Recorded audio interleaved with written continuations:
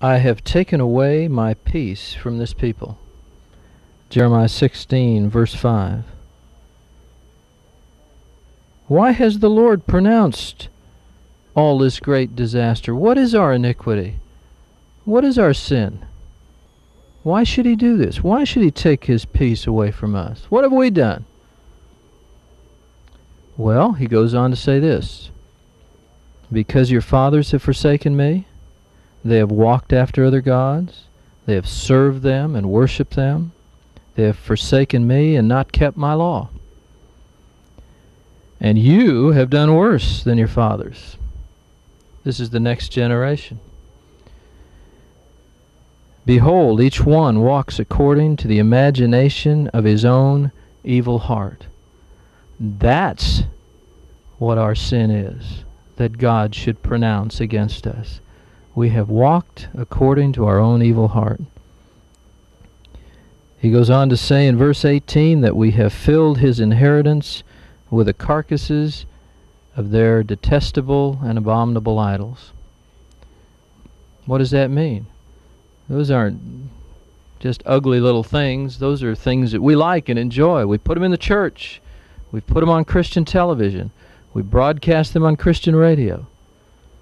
God says they are detestable, abominable idols. What is our sin that God should pronounce against us? Walking in the imagination of our own heart. Going after worthlessness and unprofitable things. My people have forgotten me. This is from chapter 18. They have burned incense to worthless idols, and they have caused themselves to stumble in their ways. Burning incense to worthless idols. That sounds so,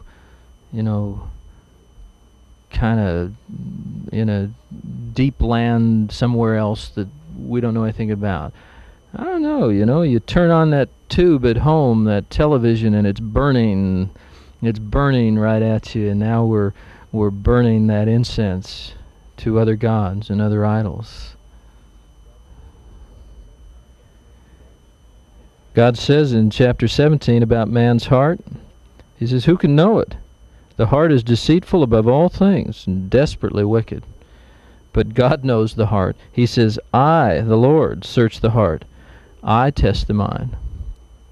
Not the psychologist, not the degreed doctors, not the mighty theologians. God says, I search the heart, and I know what it is without me. Well, the people of God in chapter 18, they heard His reasoning, the reasons that Jeremiah gave why God was coming against them. And what did they say? Well, we understand, we know what you're saying, but gee, that's pretty hopeless. That seems a little bit too tough for us. So we'll walk according to our own plans, and we will, every one, do the imagination of his own evil heart. Here were people who admitted that they knew what Jeremiah was prophesying to them, but they said, no, that's too tough. That seems hopeless. It's not the way we want to go. We'll go our own way. That's what we're doing today. That is exactly what we're doing today. So what's the answer?